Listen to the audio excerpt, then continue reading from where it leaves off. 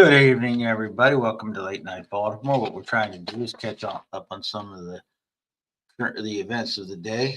Well, first of all, we must remember that the President of the United States started yesterday in the Oval Office live. He has been starting for like 10 years now.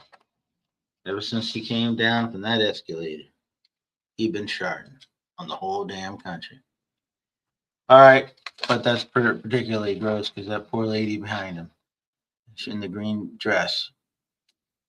She suffered more than most. Okay, in Minneapolis the past month, marked by high intensity immigration enforcement operation Metro Surge, they want to call it. Fatal shootings in Minneapolis. 2. Renee Good fatally shot in her vehicle on January 7th, and Alex Preddy, an ICU nurse, killed during a protest on January 24th. 3,000 federal agents, including ICE and Border Patrol for the Mexican border, are up in Minneapolis. This tells you everything you need to know. We're employed to the Twin Cities. 3,000 arrests in the region, according to DHS. If you believe them, that's Trump DHS. So who knows, right? All right. They did it because they described that there was a dangerous criminal, illegal aliens. I don't know. What are they from another planet? Aliens, immigrants, dumb Fs. And there were the local leaders in court filings allege widespread detention of U.S. citizens and legal residents. Alleged, you can take the alleged out because we know it's happening. January 28th, a federal judge found that ICE had violated at least 96 court orders. There was a statewide general, since the start of the year, statewide general strike in Minnesota. Tens of thousands of Minnesotians participated, and over 700 businesses closed. Thousands have joined organized community group watches, ICE watchers. Minnesota officials sought a temporary restraining order to block the surge. That request was denied on the 31st. Following intense public backlash, can you believe that? MAGA tried to signal a potential drawdown of forces. Won't believe it till we see it. Ice water. Now somebody's commenting. Some people are commenting. Keep commenting. Yes, ice water. Jeff dropped a follow. Why you drop a follow? You were following, but you dropped. Why? Somebody said they dropped a follow. Why you drop a follow? Don't like what we say? Give us a call. We'll talk about it. All right. Let's go over the fatal ICE shootings in the last 12 months. Some of them. Alex Preddy, that was the 24th. Renee Nicole Good, that was January 7th. Keith Porter Jr., December 31st. Isaiah Sanchez Barboza, December 11th. Silverio Villegas Gonzalez, that was in September. And death in, there's a list here we have of deaths in ICE custody. So, important actions. If you are going to do ICE watching, which you can, this is what they call it. It's called the salute method. This is what you do. You get these in, you find who you can get this information to, a rapid response network that you are a part of. You first get a part of a rapid response network. I don't know how you do that. You figure these things out. Salute. S, size. How many agents and officers? Activity. What specifically are the agents doing? If someone is detained and you know that their A number and or the DOB, note it. Location. Give an exact address or intersection. Units. What letters, details, or patches are visible in the uniforms, jackets, vests, or vehicles of the ICE agents? The time, what precise time did you witness it? And what equipment did they have? All right. So in Baltimore, we have something called Project Saltbox. They report on Homeland Security things. They reported that a $1.2 million warehouse was purchased that has a 1,500 bed capacity for holding detainees, which means any brown person.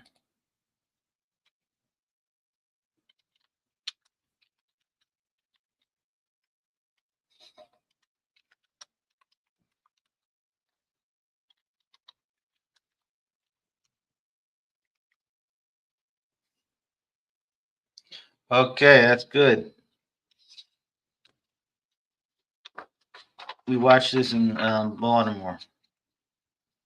So Baltimore has become a place where this is happening. You must watch. You must report. See, here's the other thing we're getting out. Get this to all your friends. Advocates emphasize knowing your rights. So ICE is now trying to come up with to show fake warrants in place of real court order search warrants, and you have to be open. You have to be prepared for that. You do not have to open your door unless you see a real warrant. So get to know what that looks like. It has to be federally issued administrative warrants for immigration arrest do not, under longstanding Supreme Court precedent, authorize warrantless home entry in most cases. You can film officers in public places. You can document enforcement activity on your phone, on camera in public areas. That's lawful. A recording can provide very important information, evidence, if there are violations. But always ask if the agent has a warrant. Ask to see any warrant. It should clearly list the address and signed by a judge. Do not answer questions beyond identification. You can choose to remain silent and request an attorney if detained or questioned. And prepare emergency contacts and legal support. ICE encounters happen without notice. Having contact info for legal aid, translators, and community groups can be really important.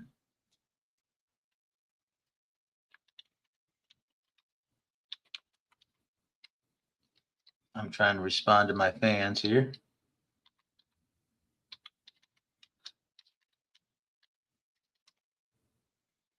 All right, now, use the salute method that we already went through. Let's go look at a little in depth into the Alex Preddy murder if you don't know much about it. Alex Preddy was a 37-year-old intensive care nurse at a Veterans Affairs hospital. He was fatally shot by U.S. Customs and Border Protection agents during an anti-ICE protest in Minneapolis. Preddy was filming the incident with his phone when he moved in to assist a woman who had been pushed to the ground by agents. Video footage shows agents tackling and beating Preddy while he was on the ground. Although Preddy was a licensed gun owner and had a firearm in a holster, video evidence indicated he was holding only his phone and the confrontation began. The shooting. An agent reportedly removed Preddy's weapon from his holster and stepped back before multiple shots were fired, killing Preddy. The official response at the time was federal officials characterized Preddy as an armed agitator and a domestic terrorist, and claims that Governor Tim Walz and other state leaders denounced as despicable given that's what they said to those comments. Now that's really reprehensible. I don't know what more you need to hear than that. What you have to do is find out your local network for reporting this stuff. Your local city or wherever you are. Not a lot of info on that here in Baltimore. Reach out. A lot of it's, word of mouth. Go to the community centers where you think people are community activists in this field and get information on how you can report this. And remember, it's a serious thing. You are trying to report these thugs, these Gestapo agents who are detaining U.S. citizens. And to detain anyone in some of these centers is very inhumane, unless they are, criminals, indicted, criminals that are definitely being looked at for a crime unrelated to just their accent and their color. Okay? How hard is that? Now, let me look on here for some other stuff. Everybody relax now. I want to check something out.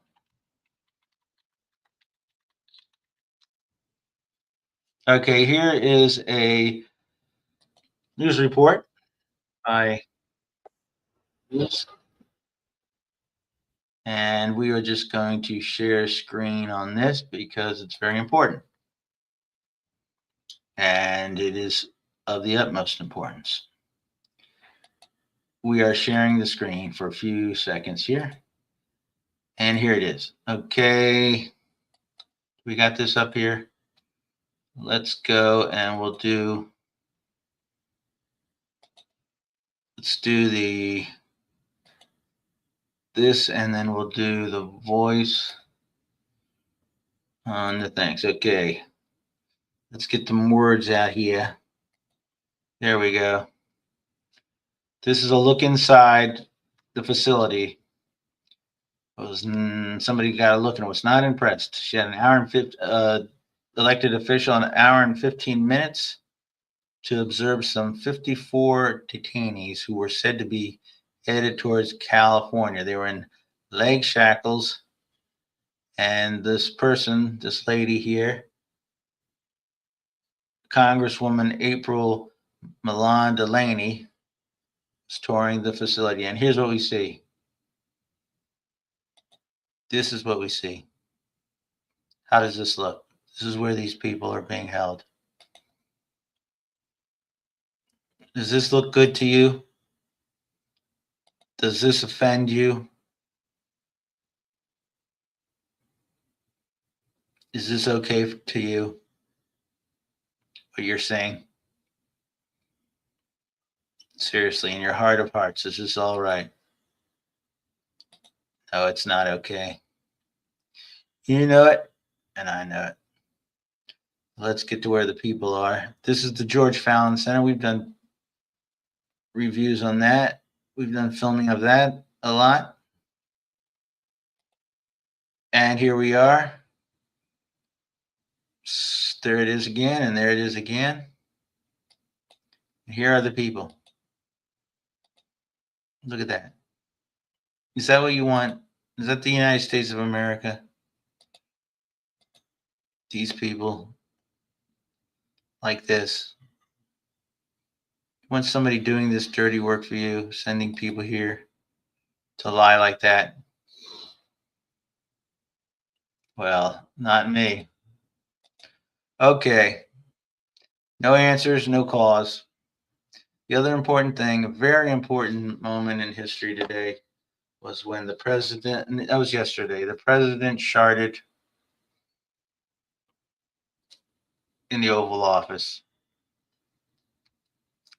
Now, I would like to give credit to the majority of the cabinet who stood behind the president and had no reaction. Was very impressed with that. They maintained composure and they acted as if they did not know that a load of shit had just been emitted by the most powerful man in America, in the world. That he was sitting at that moment on shit, his own shit. They calmly removed the press, and they did so efficiently, and that also needs to be credited. It was impressive. They got them out of the room. It was only that one woman. We don't know her name. We think she's married to one of those cabinet members. I don't even think she's a cabinet member. But she held her nose like she was smelling some stank. And that did not jibe with the kind of composure that the rest of the crew, who were just as close as she was, did you see any of them grab their nose and hold it and wince? I didn't. So you have to give credit where credit is due. For what they did there, the courage they showed, the composure, that's something that has to be commended. That's something that has to be, yes, I would say almost admired. They stood there and they took it. They gave nothing away. They gave no quarter. Now the assistants were ushering the reporters out as fast as they could, get them out. And they wouldn't let the president have to sit there for any questions. And for that, they deserve credit as well. But for the lady in the green dress, she did not rise to the occasion. Now, we will end the report with saying the Super Bowl is this weekend. We're going to have more on the Super Bowl, and we are going to say good night from late night Baltimore, the city that can, and sometimes can't, but sometimes can. Tonight in Baltimore, it's icy, frozen, it's cold out there. We wish you all a great night, and we say F MAGA, good night, carry on, stay strong, be courageous, watch your neighborhoods, take out your phones, film any of this ICE stuff going on, or any kind of something you think nefarious or unjust if you're in a public place. All right, everybody, that's all. I'm not talking. We will see you all next time on Late Night Baltimore. Call next time. Big Rooster.